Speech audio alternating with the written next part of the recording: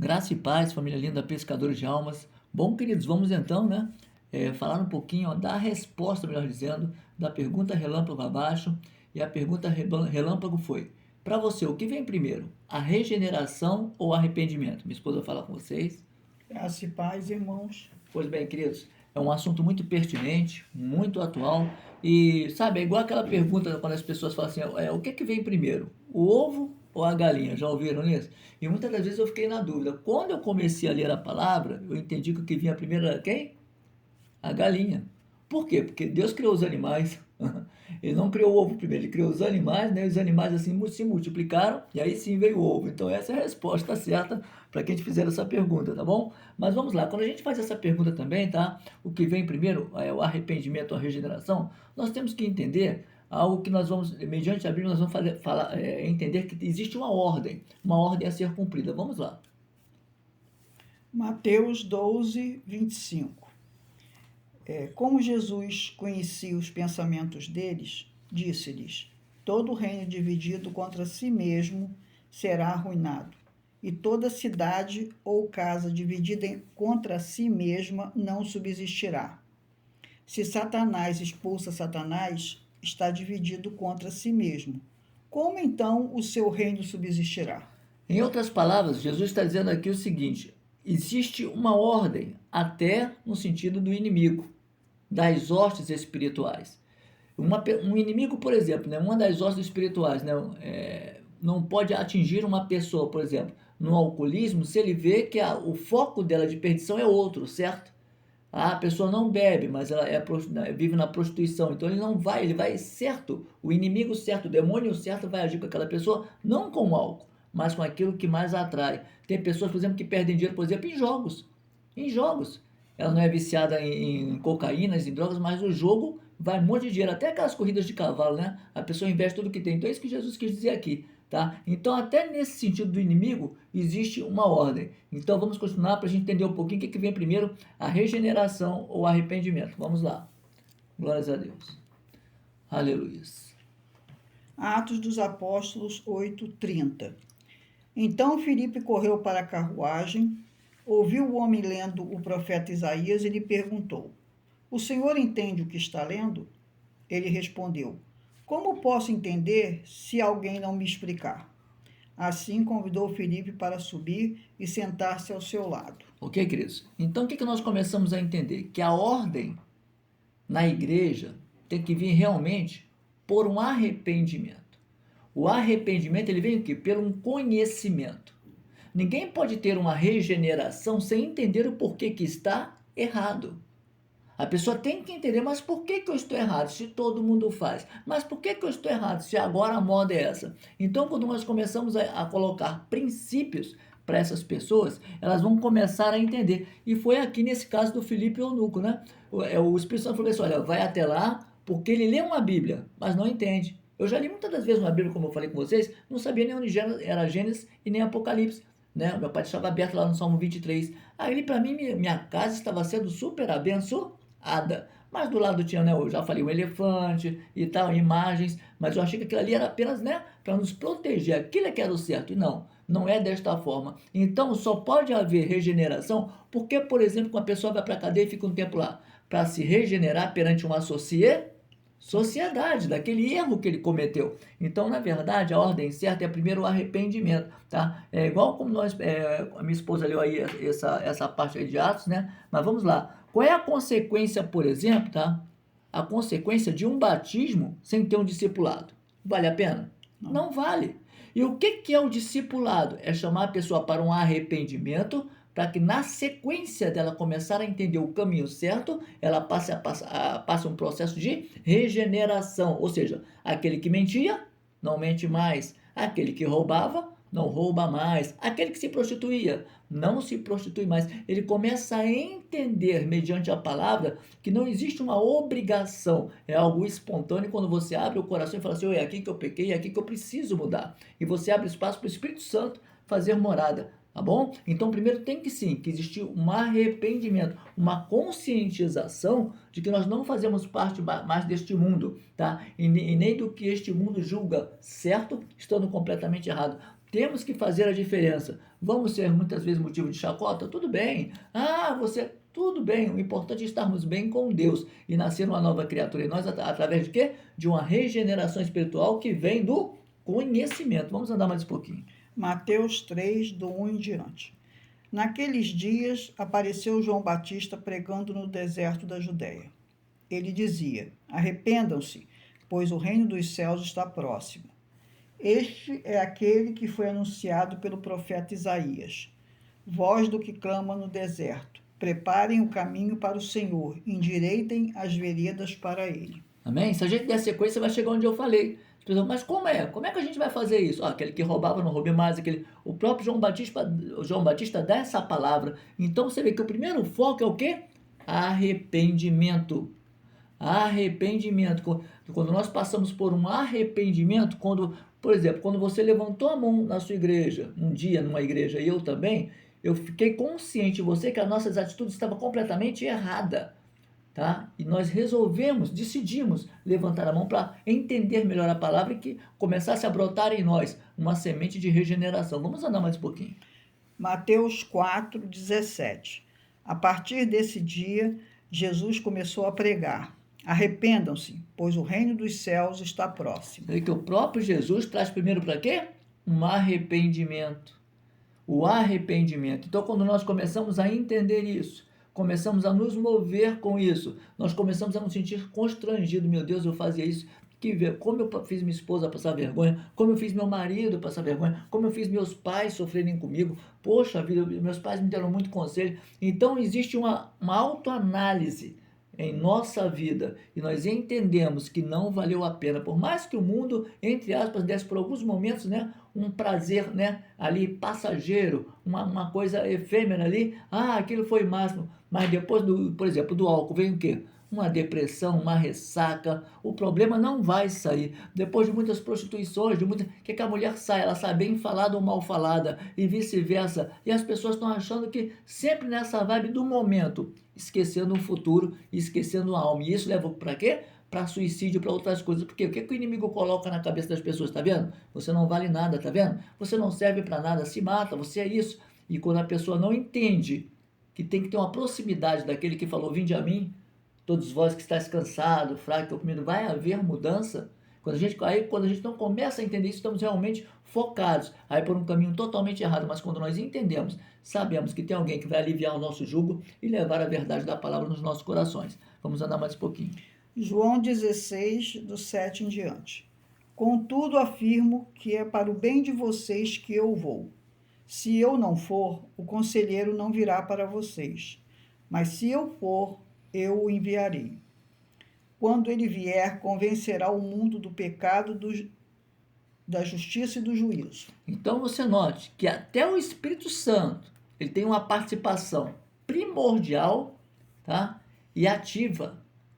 A primeira participação em nossa vida para que haja uma metanoia, uma regeneração, é um arrependimento mediante o quê? A confirmação do Espírito Santo em nossas vidas. Então ele que vai colocar em nós a consciência que nós devemos mudar diante dos nossos pecados. E é por isso que diz aqui, quando ele vir, né, ele convencerá o mundo do pecado, da justiça e do juízo. Eu sou pecador? Sou. Como é que eu posso ser justo agora? E começando a ser justo, vai haver um juízo? Vai. Para um e para outro. Aquele que quer e aquele que não quer. Então, note que até o Espírito Santo, ele vem para interceder por nós. Ele vem porque ele entende a nossa dor. Ele entende que muitas vezes a pessoa ali fica no álcool ali porque ela não tem mais felicidade. Aquilo ali é algo que deixa ela totalmente jogada e apaga por um momento, pelo menos, uma lembrança. Uma lembrança, porque na verdade ela não consegue mais se ver livre daquela morbidez, daquela coisa, daquele vício horrível que apenas anestesia e não vai fazer desaparecer uma realidade.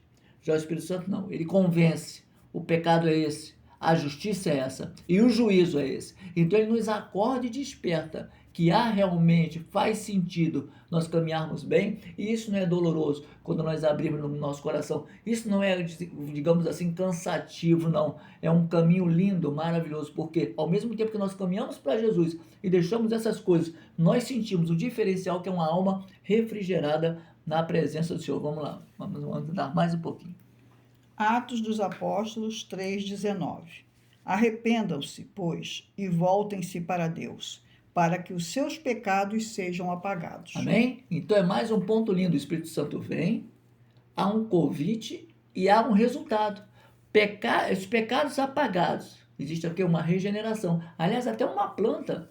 Para a planta crescer, o que você precisa primeiro? Fazer o quê? Ali ter um conhecimento de um verdadeiro adubo, lavrar aquela terra, colocar a sementinha, regar, que aí sim, tá? Depois de tudo isso que você fez, ela vai florir, ela vai nascer uma nova criatura. Aliás, o próprio Jesus falou para Nicodemos, olha, você tem muito conhecimento, mas é necessário nascer. Você não está regenerado ainda. Aliás, os fariseus não eram regenerados, né? Eles tinham até aquele conhecimento, mas não eram regenerados. Faltava o arrependimento. E é isso que ele falou para Nicodemos. Olha, você tem que se arrepender de algumas coisas que vocês fazem como fariseus. Vocês cobram o que não deve ser cobrado. Vocês exigem dos outros e não cumprem o que Deus quer. Então você precisa ser regenerado.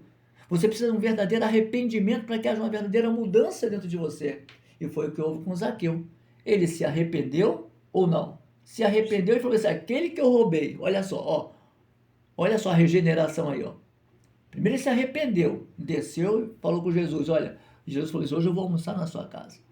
E ele falou assim, olha, Senhor, sem Jesus fala nada. Ele estava tão feliz, teve consciência do arrependimento, aquele homem santo, com ele que ele levantou da mesa e floriu a regeneração na vida dele.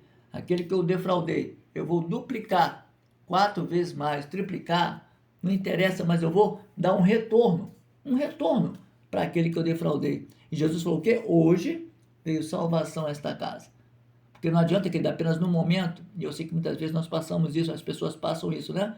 Está apenas num chororô de um arrependimento lá, né? Mas não tem o verdadeiro arrependimento. Ele, aliás, não é nem um arrependimento que eles têm, é um remorso de uma vida pecaminosa. Porque quem tem arrependimento, ela realmente procura não fazer e vai entrar no caminho da regeneração. Mas quem tem só um remorso, vai lá, chora e tal, entende que é pecador, mas volta para o mesmo lugar. Por quê? É igual Judas. Ele teve remorso, mas faltou um arrependimento. Pedro, ele errou também, mas teve um verdadeiro arrependimento. E aí ele foi regenerado na presença do Senhor. Vamos andar mais um pouquinho. Lucas 5,32. Eu não vim para chamar justos, mas pecadores ao arrependimento. Amém? Olha aí, ó. Eu não vim para chamar justos, mas pecadores ao quê? Ao arrependimento. Então o arrependimento está assim, tá? Vem em primeiro lugar, tá? Arrependei-vos. E na sequência vem uma regeneração, mediante o quê? Um estudo. Volto a dizer, estudo da palavra na sua igreja é crucial. Escola bíblica é crucial. Eu fico muito triste quando as pessoas em algumas denominações colocam muitas coisas no domingo. Ah, vem visita, vem não sei o quê, que participe do culto.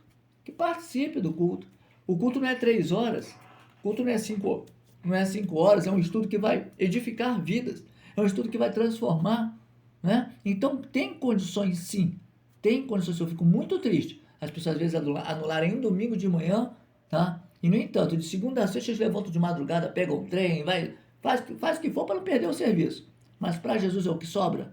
Então vale a pena, porque mediante o estudo, aí sim você vai fazer como aquele eunuco, né? Agora eu entendi, agora eu posso ser batizado. E aí a coisa muda completamente de figura. Vamos andar mais um pouquinho.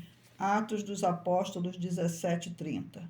No passado, Deus não levou em conta essa ignorância, mas agora ordena que todos, em todo lugar, se arrependam.